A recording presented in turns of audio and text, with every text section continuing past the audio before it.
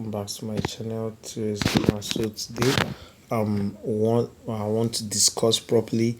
I posted a formation, or should I say tactics, about 5 days ago, and I've seen many people asking questions under it. So okay, some people have as well used it and they've confirmed that this is working for them.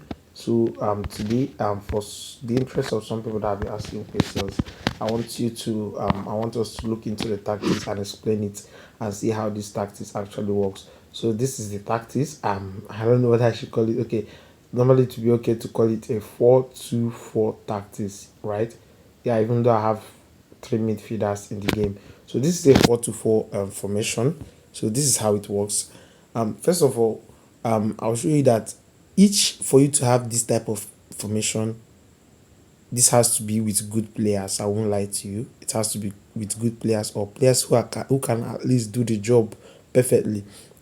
Now we have two center backs. Now it will be proper to play this guy Soki and this guy further back. But because I have people that I trust at the center, it enables me to make the formation more offensive, right? This is how the formation works. So because I have two people at the back who are okay, I make it more offensive. So for those who don't have this type of strong people, or you don't have people here as the DML and DMR that can go, that you know that yes, with this ability that they can go back and forth at the same time, they can go front and back and make overlapping runs and return on time to cover their games. Then I think you should play them this place. I think you should play them further back. It doesn't stop you from scoring, but at least it helps you from defending better. You know, some people you just enter a game, you think, yeah, maybe it's just a simulation game. You should know that this game was built with ideas of what happens in real life football, right? So that's important that you check the characteristics of players that you want to use, their attributes, what they are good at, and the rest before you know how to place them and where to use them in a game. So I have these guys. Now this is the attributes, as you can see. Look at the stamina, look at the strength. I think that is perfectly what I need on the back. But also with the formation, it helps them to give a lot of assists in the game. Like, yeah, this is the formation is helping these guys out. So you don't think because I'm going to play them at the back as stoppers that they don't get to join the attack. They join the attack through long passes that they play. They join the attack through long passes that they play. Okay, so as you can see, my passing style is mixed. I'm not playing a short passing, so they can also lob balls to the forward. So let's continue. That's about the center backs. So I've indirectly talked about the wing backs we have. So as you can see, their function is to go back and forth while joining the attack and the defense at the same time.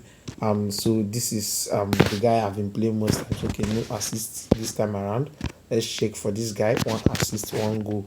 So it seems it's the back people. Okay, yeah, I've played this guy most times. So this is 5 assists. Then let's see Nsoki, 2 assists. So their own job is to go back and forth, and that's why they easily. If you have played the formation, you should know that by now that they are one of the positions that get easily tired. So like I said before when I posted the formation initially, if you want to play them, then you this formation, then you have to have steady replacements for them after every match, because they are most likely to get tired after the first half. So let's go forward to these two dudes at the center. Now you know that the midfield is the engine house, is the power of the game, is where everything is done. Literally, that's where everything is done, because they're the ones to move the ball from your defense to your attack, and maybe from the attack to the defense when you need to defend too. So these guys here should not be, it's not a position that is manageable. As you can see, it's almost perfect players that I'm playing here. So your best players should be your midfield if you want to try this formation. Not that you can't try it if you have players that are rated at 70, at 80, but just that you don't try it this way entirely when you are playing against teams that are better than you. As you can see, look at the work rate of this guy. Look at his stamina at the midfield. Now let's look at this guy too, though he's declining. You can see the work rate, you can see the stamina, you can see pace there as well. So okay, he has leadership and long passing. Yeah, his passing is perfect.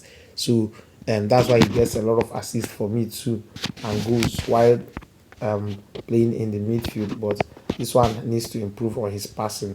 Yeah, so I'm surprised how he's even rated ahead of the other guy. So, but that's it. So the midfield should be people that they are not to be joked with. The perfect players, or should I say the best players in your team should be your midfield. Then this guy over here, this guy is like the engine that push the attack. Don't mind numbers of assists or number of goals that he scores. I mean, anybody that you play in this position, what you should be checking is their rating every match.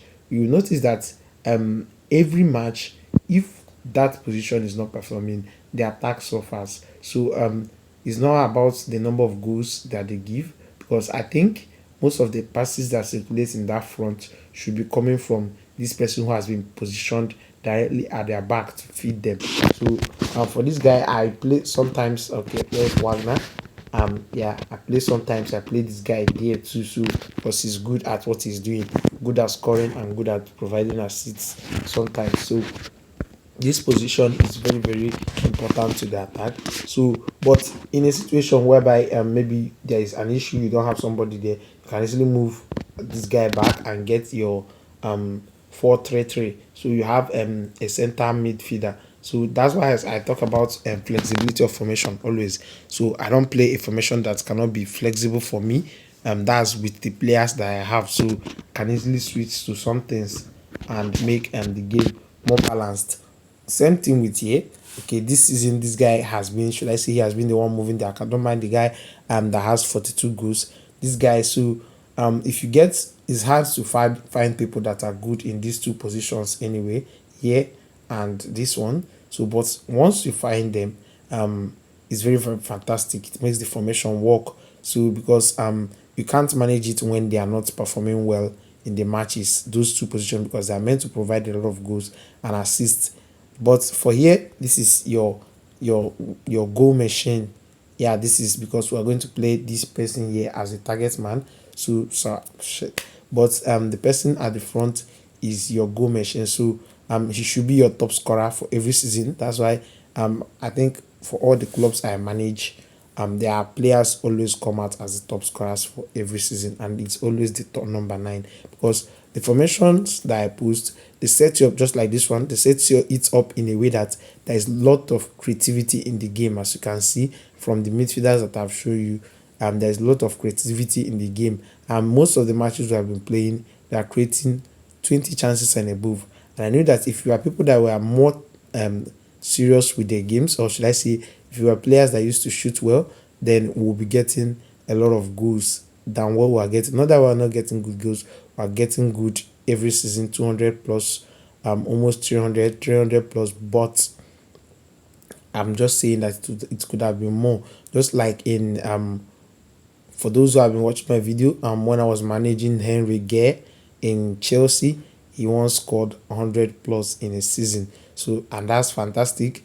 But this time around, we just have to make do with 50-60. So you can create in a game, you can create as much as you can, but the amount you score now depends on the accuracy of the players you have in front. So that's something you should look into also when you are signing players, or when you are getting people that you are going to use in your squad, whether from your academy or anywhere. So you can check the accuracy, especially the attackers. You can check the accuracy. So I think this is the most accurate guy I have in my team, and that's why he has 42. Not that he has not been missing a lot of shots. For that, I'll show you what I mean. Let's go to my schedule. So I'll show you some matches. Okay, like the match where I scored. Oh, after turned their logo. So excuse me. Let's check some matches. This one's 5-0. This one is 2-1, 2-1. This one is 6-1. Wow.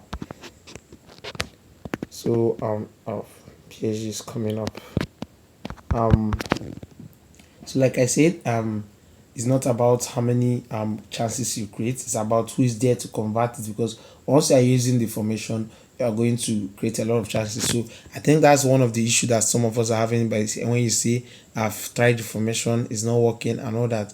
So it depends on who is at the end point to make use of your passes and assists. And it is said that the best form of attack is, sorry, the best form of defending is to attack. So sometimes if your defense is not that good, or even when they are good, you seem to concede many goals, but you win the game by how many you are able to score. So, and sometimes when you are attacking your opponent, they won't have the chance. The players will perform badly, especially in the first half, and that gives them a low morale to perform in the second half, and that's an advantage for you to even score more or just seal the game. So that's just it. You have to get a good attack so that they make use of all these chances that are being created. So let's check. This should be fast. I don't know why this game is so laggy. Sorry for the. Oh, so since the match report is not opening, so I think we should just end it here. That's all about the formation. I think I've shown you guys showing you guys their rules, the ones that are important for the roles in the midfield. I think two ball winning midfielders should do, but you can also play one as a box to box. While we have, okay, at the back we have two stoppers, and then the two wing backs. Then for the keeper, I'm playing a modern goalkeeper. Like I said in the information, you can see he has scored some goals this season already. Then I have the wingers, and then I have the wingers who are also playmakers anyway. You can play them as playmakers, or you can play them as any role at all. Theirs is just to be good players. The rules don't affect those ones that much. But for the front, it has to be a target man. So that'll be all for today. I'll see you guys in my next video. Drop any questions you have in the comment sections. Like the video, comment. Thanks.